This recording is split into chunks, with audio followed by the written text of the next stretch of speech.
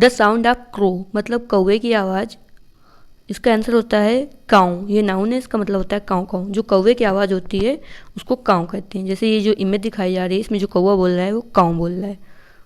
A time when enemies agree to stop fighting, एक ऐसा time जिसमें जो एनिमी होते हैं वो एग्री हो जाते हैं फाइटिंग को रोकने के लिए, वह होता है सीज फायर। ये नाउन है, इसका मतलब होता है युद्ध विराम या फिर संघर्ष विराम। जैसे कि यूक्रेन और रशिया में अभी भी सीज फायर नहीं हुआ है। जैसे कि इस इमेज में दिखाया जा रहा है कि अब लड़ाई बहुत हुई, अब सीज फायर किया जाए। जैसे आर्मेनिया और अजरबैजान में बहुत वार होने के बाद सीज फायर हो गया।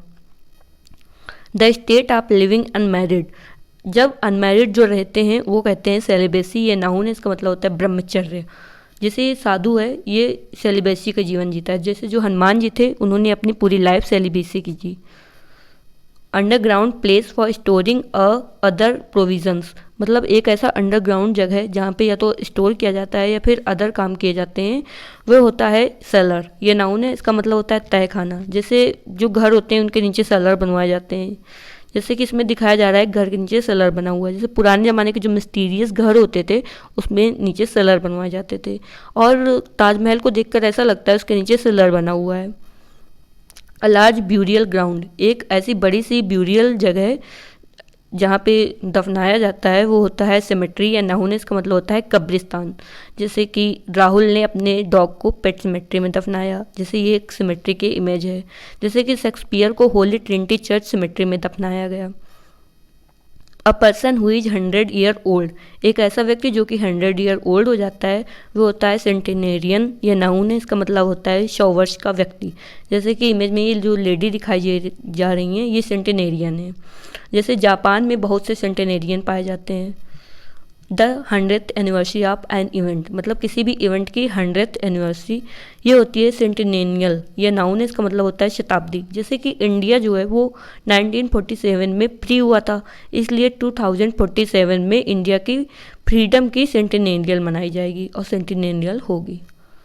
Anything tending to move away from centre, एक ऐसी चीज़ जो सेंटर से दूर जाती है वह होती है सेंट्रीफ्यूगल। ये एडजेक्टिव है, इसका मतलब होता है अपकेंद्री। जैसे कि ये जो इमेज दिखाई जा रही है इस तरीके से अगर हम लोग बॉल को घुमाते हैं फिर एकदम से छोड़ देते हैं तो वह दूर जाके गिरेगी, मतलब उसमें सेंट्रीफ्यूगल फोर्स लगेगा। Art or writing on wax, मतलब वैक्स में लिखना, मतलब कि मोम में आर्ट करना या फिर कुछ लिखना, वो होता है सेरोग्राफी। ये नाउन है, इसका मतलब होता है मोम पर नक्काशी। जैसे कि ये जो दिखाए जा रहे हैं ये सेरोग्राफी है, वैक्स पे पुतले बनाए हुए हैं। Rub a part of body to restore warmth, मतलब बॉडी के किसी पार्ट को रब करना जिससे कि गर्माहट आ जाए, वह होता है चैफ। ये वर्ब है, इसका मतलब होता है रगड़ कर गरमाना। जैसे कि गर्मियों में कॉलर से चैप होने लगता है नेक में, जैसे बीपी लो होने पर हाथ पैर को चैप किया जाता है जिससे कि उसमें गर्माहट आ जाए, वापस आ जाए। Vexation for humiliation of disappointment, मतलब बहुत ही ज़्यादा इरिटेशन होना, ह्यूमिलेशन होना डिसअपॉइंटमेंट होने में, वो होता है सैग्रीन। ये नाउन है, इसका मतलब होता है झुंझलाहट। इरिटेशन को ही सैग्रीन बोलते हैं। जैसे कि इसमें जो इमेज दिखाई जा रही है ये एक इरिटेटेड है, मतलब सैग्रीन है। A child who is believe to have been secretly exchange, एक ऐसा बच्चा जो ये बिलीव करता है कि उसे सीक्रेटली बदल दिया गया, वह होता है चेंजलिंग। ये नाउन है, इसका मतलब होता है बदला हुआ बच्चा। A small building for Christian worship, एक छोटी सी क्रिश्चियन वर्शिप की जगह वह होती है चैपल। ये नाउन है, इसका मतलब होता है गिरजाघर।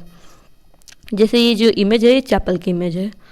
Charm that can influence other, एक ऐसा चार्म जो कि दूसरों को इन्फ्लुएंस करता है वह होता है करिश्मा। ये नाउन है, इसका मतलब होता है आकर्षण। जैसे कि रॉबर्ट फ्रॉस्ट की जो पोयम है उसमें एक करिश्मा है जिसे पढ़ने में एकदम से खो से जाते हैं बिल्कुल। जैसे इसमें इमेज दिखाई गई है जिसमें जो व्यक्ति है सारे लोग इसकी बात सुन रहे हैं, तो इसके अंदर एक करिश्मा है।